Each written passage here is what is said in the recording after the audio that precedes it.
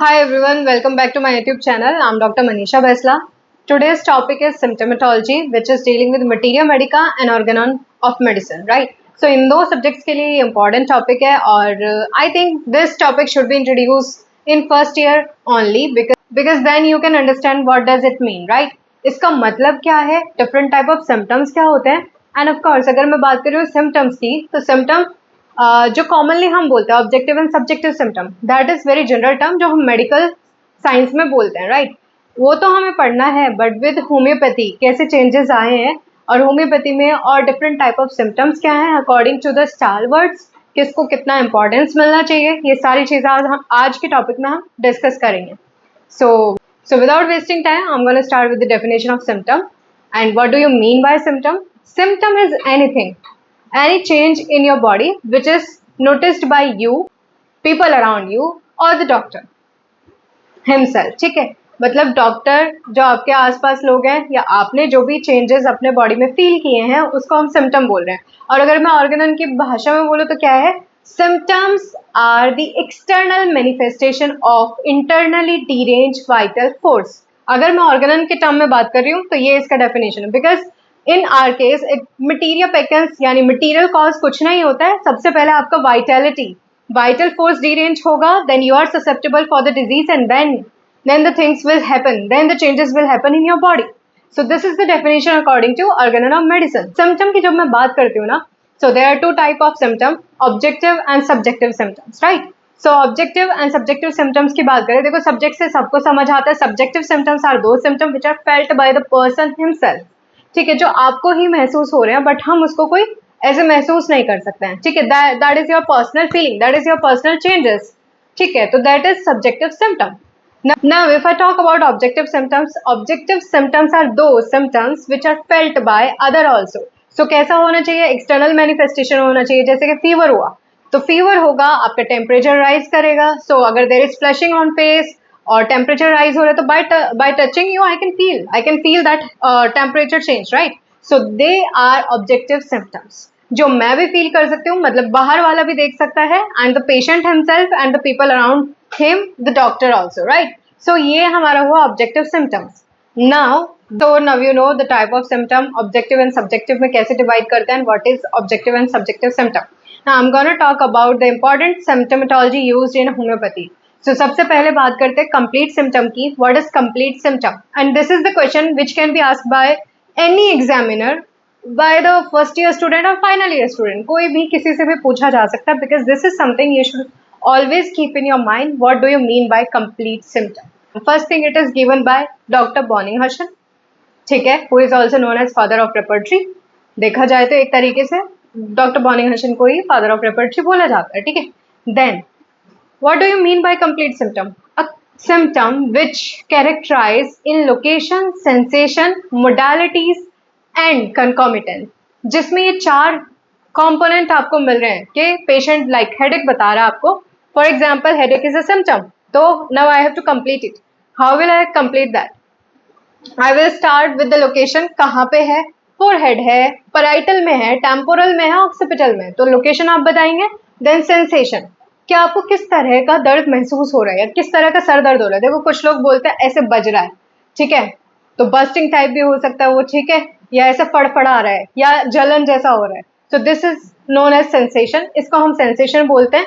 ठीक है, then क्या आएगा हमारा location, sensation, then modalities. Modalities like migraine है तो migraine में किसी में भी over exertion होगा, like shopping कर लिया बहुत ज़्यादा या फिर धूप में चले गए, कोई भी cause factor हो सकता है, stress हो सकता है, anything.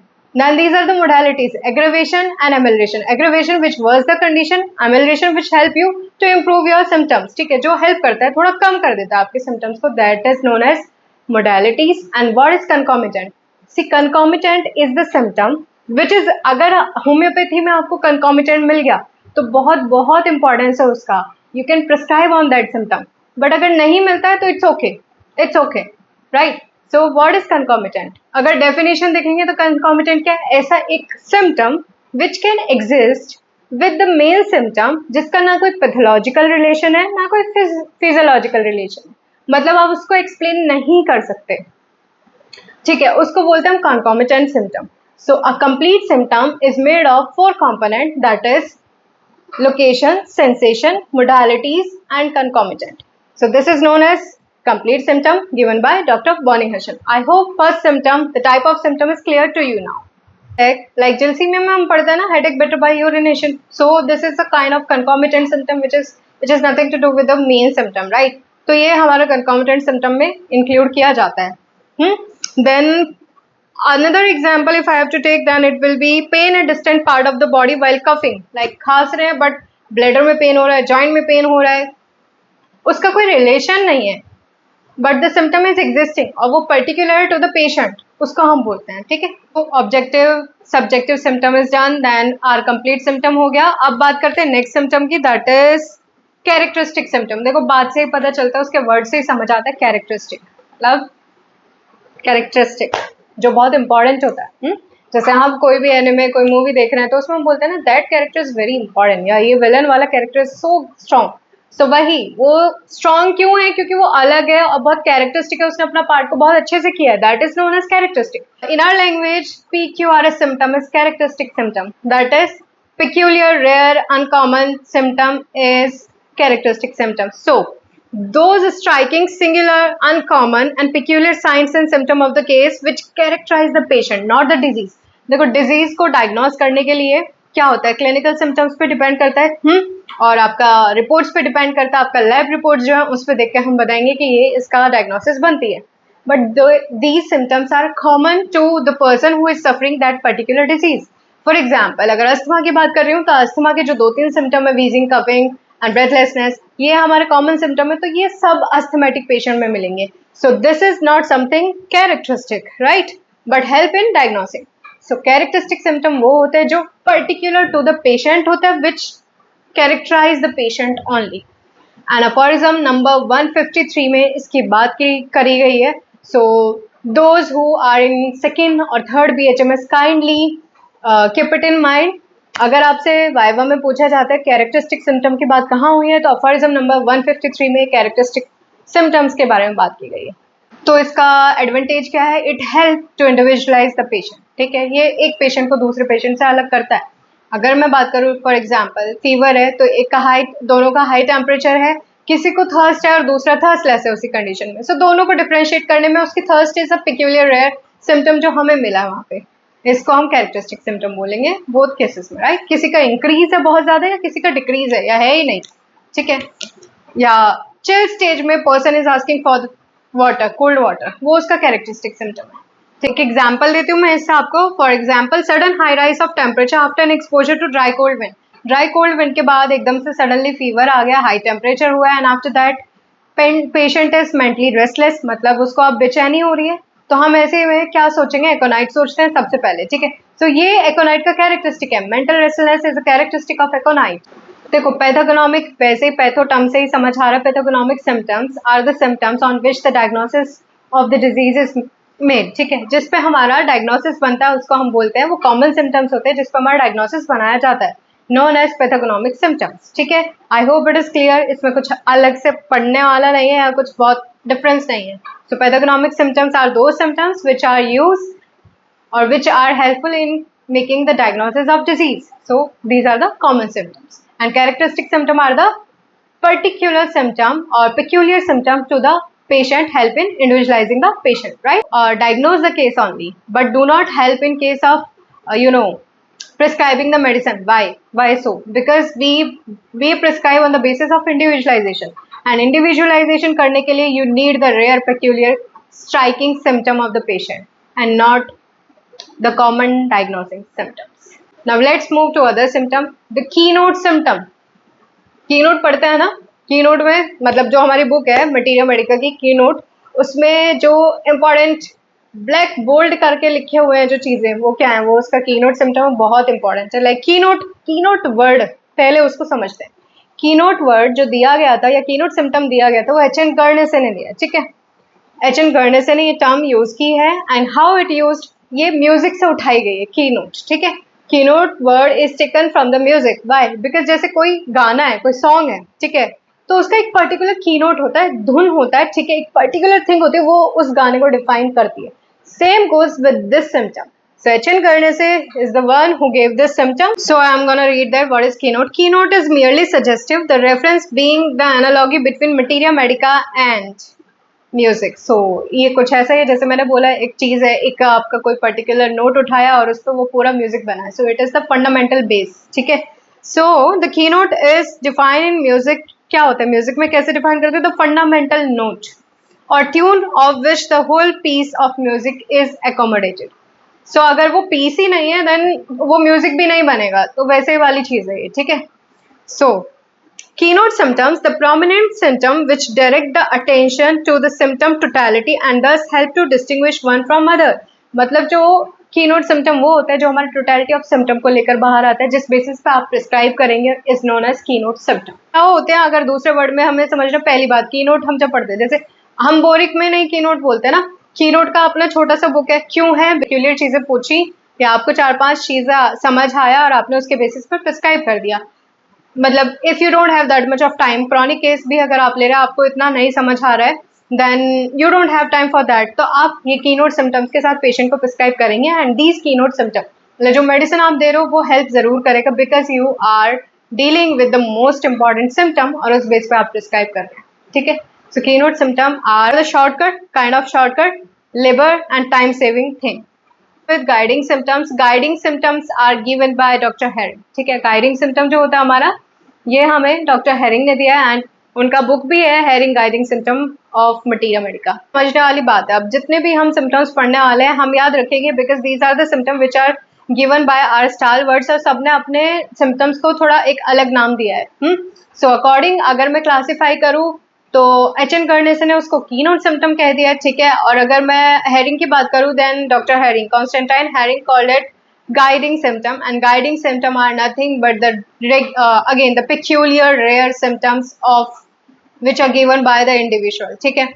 So these are the peculiar, unusual, distinctive symptom which guide us in selection of a remedy known as guiding symptom. Again जो आपका selection कराएगा, रेमेडी सेलेक्ट कराता है टोटलिटी ऑफ सिम्टम्स के बेसिस पे, उसको हम बोलते हैं अपना गाइडिंग सिम्टम्स.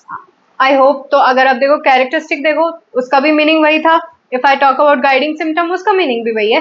एंड की नोट सिम्टम थोड़ा सा डिफरेंस है, बट बात वही कर रहा है कि आप शॉर्टकट आपको चाहिए, या बहुत मोस्ट इंपॉर्टेंट होता है ना जो जिस की के बगैर पूरा म्यूजिक नहीं बन सकता, this is known as the key note guiding और कैरेक्टरिस्टिक सिम्टम. आप इसको कैसे भी डिफाइन कर सकते हैं, लेकिन आपको याद होना चाहिए किस स्टालवर्ट ने इसको क्या क्या नाम दिया है. You can not confuse it, right. I am going to talk about general symptom. General symptoms के बारे में बात कर लेते हैं. देखो जनरल सिम्टम क्या है? All sensation symptom that the patient predicate of himself और in the relating of which he uses the first personal pronoun. ये चीज ना डॉक्टर हैनमन और केंट ने दिया है. ठीक है. पहली चीज ये हम याद रखेंगे. सो जिसमें भी आप pronoun यूज कर रहे हो, like I am weak, I am thirsty, I am describing my self, these are the general symptom, right. These are the symptom referring to the person as a whole, जो मेरा पूरी चीज को define कर रहा है. ठीक है. मतलब अगर मेरा थर्स्ट बड़ा हुआ है तो मेरे को एज अ पर्सन वो डिफाइन कर रहा है, person is thirsty, right. So I am weak, I am feeling weak, whole. ठीक है. ऐसा नहीं है मेरा माइंड वीक है या कुछ और, मुझे वीक मतलब जनरली पूरा बॉडी फील कर रही है, right. The aggregation of several similar particular also make a general. So अगर छोटी सी टर्म में बात करूँ तो जनरल सिम्टम आर दो symptom which present a person as a whole. ठीक है. जो मुझे पूरा तरीके से प्रेजेंट करता है उसको हम बोलते हैं general symptoms. Now general symptom can be divided into physical generals and mental generals, जो हम केस टेकिंग में करते हैं, राइट. तो फिजिकल जनरल्स में हमारे अलग अलग पॉइंट्स हैं जो हम पूछते हैं, लाइक एपेटाइट, थर्स्ट. अब एपेटाइट थर्स्ट मेरा पर्टिकुलर है, मेरा खुद का है, and it define me as a whole, कि मुझे भूख लगती है, मेरे को बहुत भूख लगती है. ठीक है. तो मैं it is defining me as a whole person. ठीक है. And if you talk about another person, वो बोल सकता है शायद कि मुझे भूख नहीं लगती है, इतनी भूख नहीं लगती है, या मुझे भूख पहले से कम हुआ है. So these general symptom, physical general, appetite is a physical general. And mental generals means they are telling something about me mentally, right. मैं कैसा हूँ, मैं पर्सनैलिटी क्या है, मेरा विल कैसा है, इमोशन कैसा, अंडरस्टैंडिंग कैसी है. These symptom define the mental condition of mind, right. So उसको बोलते हैं mental generals. And physical generals, appetite, thirst, urine, stool, then desire, aversion, thermal reaction and everything. These are the physical generals, right? So I hope it is clear what is general symptom. अब देखो Hahnemann और doctor Kent ने general symptoms के बारे में बात किया, but दोनों का डिफरेंस था. लाइक अगर डॉक्टर हैनमन की बात करें तो he general symptom, according to him the general symptoms are the common symptoms. Common symptoms की बात करें, जब मैं अकॉर्डिंग टू डॉक्टर कैंट बात करती हूँ, देन इट इज अबाउट, उन्होंने उसको डिवाइड कर दिया physical symptoms, physical general symptoms and mental general symptoms. जिसमें मेंटल जनरल्स में मैंने बता दिया already, all mental symptoms are to be classed as general because they reflect the patient as a whole. So this is the classification according to Doctor Kent. General symptoms की बात हम जो करते हैं, it is used according to Doctor Kent, that is mental generals and physical general. सो अगर आप case taking करते तो आपको पता होगा, if you are in your second, third और fourth PHMS, you must be knowing. हम पूछते हैं फिजिकल जनरल्स पूछते हैं, हम मेंटल जनरल्स पूछते हैं, because these symptoms define that particular person as a whole, right? So physical generals, mental generals के पॉइंट्स आपको पता है, I am not gonna discuss about that. So आप डिफरेंस याद रखेंगे. डॉक्टर हैनमन ने अगर जनरल सिम्टम्स की बात करें, it is the common symptoms, और अगर डॉक्टर कैंट ने बात करें, then mental and physical generals में उनको डिवाइड किया गया है. एंड दीज आर इम्पॉर्टेंट, मतलब आप इसको वो डायग्नोसिंग वाले नहीं ले सकते हैं, but according to Doctor Hahnemann these were the common symptom. वो आपका वैसा ही था, ठीक है, वो डायग्नोसिंग वाली ही बात. अब बात कर लेते हैं पर्टिकुलर सिम्टम्स की. देखो डॉक्टर कैंट ने जनरल एंड पर्टिकुलर सिम्टम्स में डिफाइन करा. जनरल को अगेन क्लासिफाई करा गया है into physical generals and mental generals. Then अगर दूसरा क्लासिफिकेशन उनका पर्टिकुलर्स, एंड पर्टिकुलर्स का मतलब जब हम बात कर रहे हैं, it is dealing to the particular part of the body जहाँ पे सफरिंग है. फॉर एग्जाम्पल अगर मुझे हेडेक है तो वो पर्टिकुलर में आएगा, एंड हेडेक के जितने भी जनरल सिम्टम्स आ रहे हैं हमारे, मतलब मेरा location, sensation, modality, this is dealing with a particular part only, right? वो पर्टिकुलर की बात. पर्टिकुलर सिम्टम का डेफिनेशन क्या है? The symptom which is related to a particular part और ऑर्गन. जो पर्टिकुलर पार्ट और ऑर्गन जो सफर कर रहा है उससे रिलेटेड है, that is particular symptom of the body is known as particular symptom. And it is, this term was again given by J.T. Kent, doctor Kent ने दी है. All the things that are predicated of any given organ are things in particular. If you examine any part alone, you are only examining the particular. अगर आप एक particular part को examine कर रहे हैं, then you are examining that particular part. Again एक बार बताती हूँ, डॉक्टर कैंट और डॉक्टर हैनमन का सिम्टम कैसे है डिफाइन है, अलग है. डॉक्टर हैनमन ने गाइड जनरल सिम्टम उन सिम्टम्स को बोला है जो कॉमनली आपका डिजीज डिफाइन करेगा. But according to Dr. Kant, he divided it into mental generals and physical generals. और mental और physical generals का मतलब ये है which is presenting the person as a whole. अब वो person as a whole होगा तो देखो mental की जैसे मैंने बात करा है, तो उसमें क्या है? will, emotion, understanding. Every individual is having the different will, understanding and emotion. Like कोई sensitive है, कोई sensitive नहीं है, तो वो उसका क्या है? उसका emotion है, right? और कोई जेलस है, कोई बिल्कुल जेलस नहीं है, वो भी उसका इमोशन है. सो सब एक जैसे नहीं होते हैं. सो जो डॉक्टर कैंट कह रहे हैं एक्चुअली वो इम्पॉर्टेंट है किस बेसिस पे for the prescription. So he divided it into mental and physical general. Physical generals में जैसे आप ओपीडी में केस लेते हैं, पूछते हैं पेशेंट का एपेटाइट कैसा है, थर्स्ट कैसा है, हैबिट कैसा है, थर्मल रिएक्शन कैसा है, ये सब पर्टिकुलर चीज डिफाइन होती है हमारे फिजिकल जनरल्स में, ठीक है. आई hope it is clear. Menses वो फिजिकल जनरल्स में आएगा, ठीक है, क्योंकि वो भी एक कॉमन चीज है, वो डिफाइन कर रहा है एज अ पर्सन. एक फीमेल को वो एज अ पर्सन डिफाइन कर रहा है, ठीक है. Particular symptom, particular symptom simple dealing with the particular part और ऑर्गन विच इज अफेक्टेड.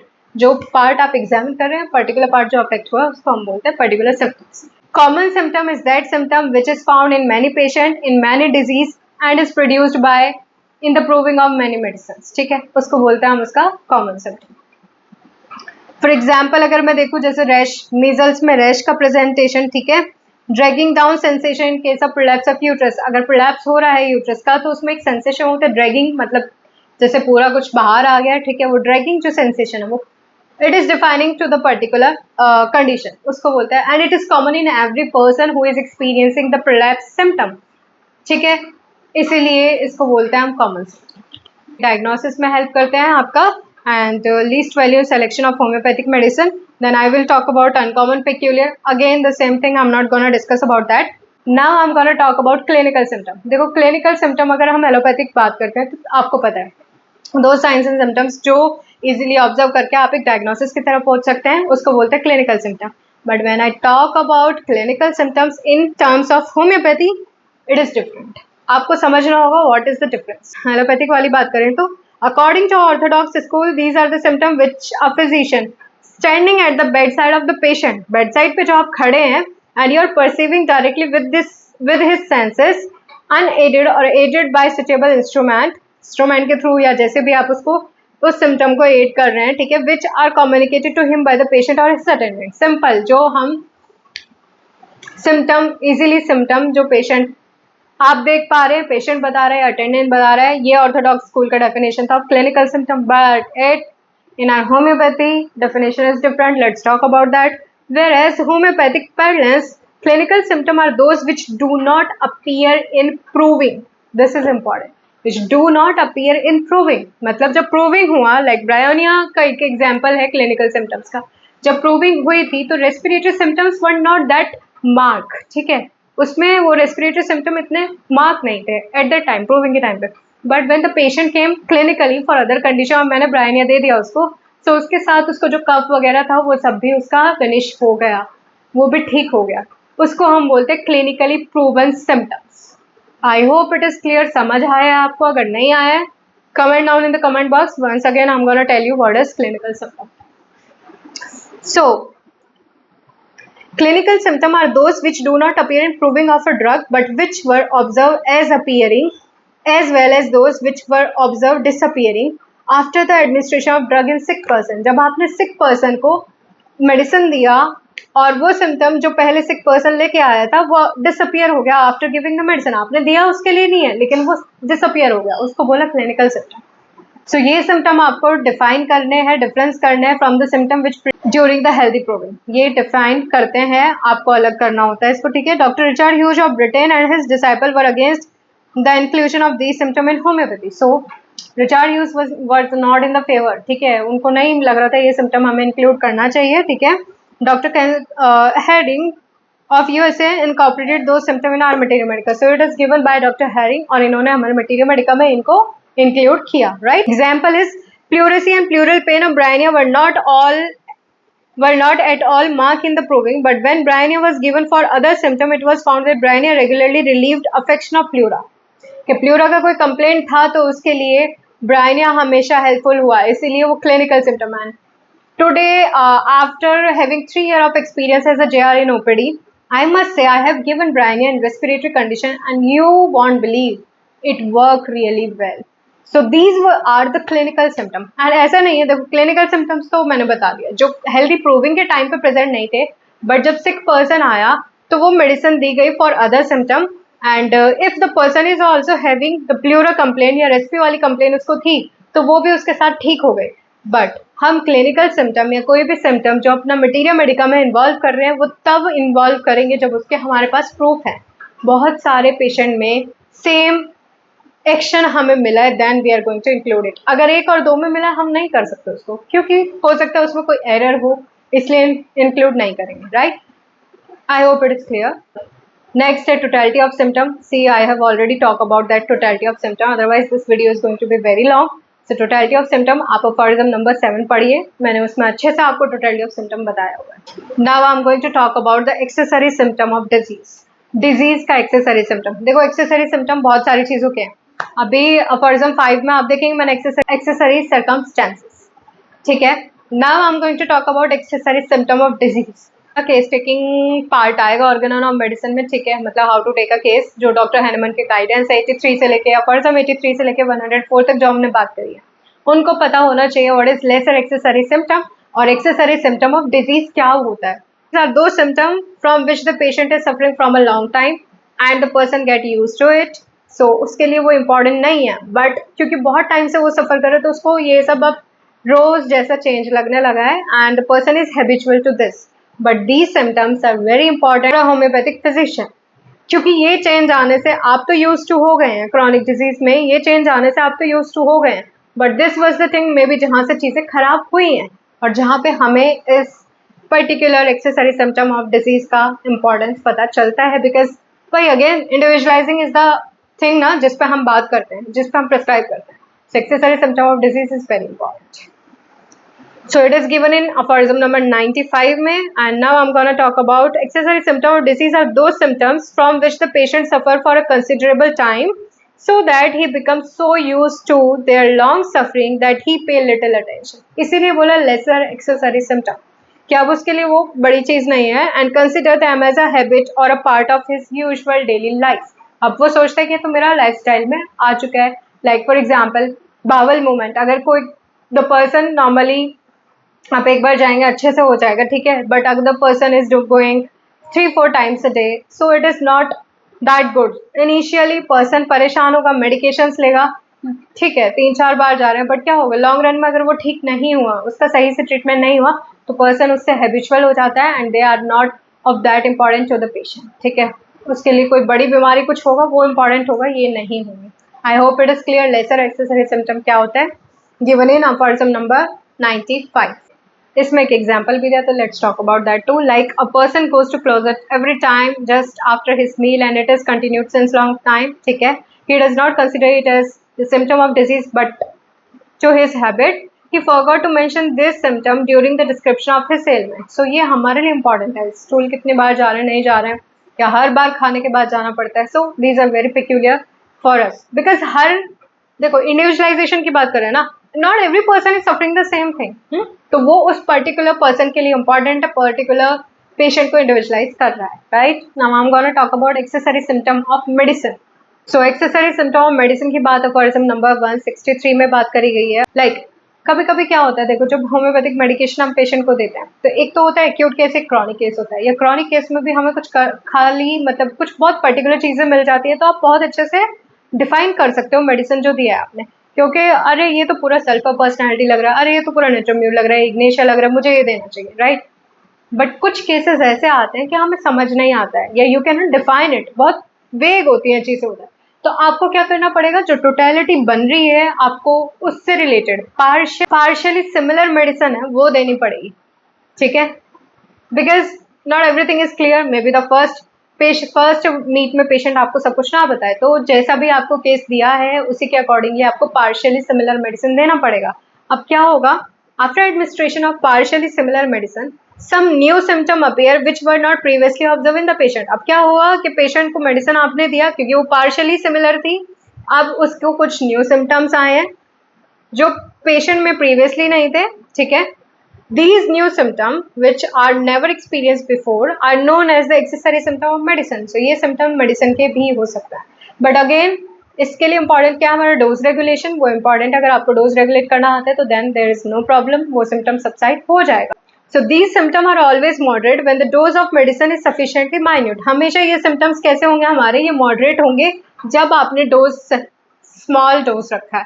अगर आपने लार्जर डोज में दिया तो ये सिम्टम भर के आएंगे, और भर के आएंगे अगर न्यू सिम्टम्स आ रहे हैं तो आपको एंटीडोट करना पड़ेगा. आई डोंट थिंक कभी नहीं करना पड़ेगा because we all learn from experience, है ना. हम इट्स ओके, बिकॉज कभी कभी क्या होता है, सेंसिटिविटी ऑफ द पेशेंट नहीं होता है बहुत ज़्यादा, अगर किसी का है तो आप क्या करेंगे, इडियोसिंक्रेटिक कोई होगा तो आपको एंटीडोट करना पड़ेगा. बट डॉक्टर हैनमन ने बोला अगर कोई समझदार होम्योपैथ है, and we all become that समझदार बाय एक्सपीरियंस ओनली, राइट. एक दिन में तो कोई नहीं बनता है, बार बार प्रैक्टिस करना पड़ेगा, बार बार चीज़ें समझनी पड़ेगी, then only you can become that experience person कि अब आप एक टाइम पे आके आपको एंटीडोट की जरूरत नहीं, राइट. जब आपका dose of medicine is minute तो मॉडरेट होंगे, आपको उसको एंटीडोट करने की जरूरत नहीं है. If the new symptom are serious the medicine is to be antidote at once. ठीक है, अगर न्यू सिम्टम बहुत ज्यादा सीरियस है, परेशान कर रहे हैं पेशेंट को काफी ज्यादा, देन आपको उसको एंटीडोट करना पड़ेगा. और देखो अगर मॉडरेट कैरेक्टर के हैं तो आप वेट कर सकते हो, फिर जो टोटलिटी आप जो नेक्स्ट मेडिसिन आप प्रिस्क्राइब करोगे वो न्यू प्लस ओल्ड सबको मिला के then you will give the medicine, तो कहीं ना कहीं एक पिक्चर कंप्लीट होगा. ठीक है, उसको बोलते हैं accessory symptom of medicine. I hope it is clear. So guys, I'm just stopping this video here because I think it's going to be a very long video otherwise. या कुछ रह गया तो I will talk about that again in a small video. I'll make another video for that. और अगर आपको कुछ पूछना है related to symptomatology, you can comment down in the box. So guys, this is all for today, and we'll meet in the next video on Sunday, right?